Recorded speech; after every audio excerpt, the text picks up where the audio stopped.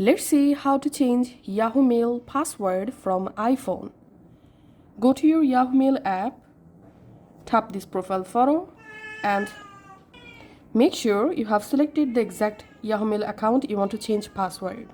Once you select this specific account, again tap on your profile photo. This time tap on Add or Manage Accounts.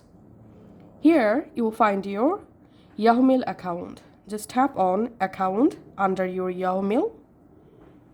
In here, tap on Security, and after verifying your Face ID or your iPhone passcode, you directly jump into your Yahoo Mail security page. Here tap on Password, and now from here you can easily change your Yahoo Mail account password. Just enter here your new password and tap on Continue, and your password will be changed. Thanks for watching.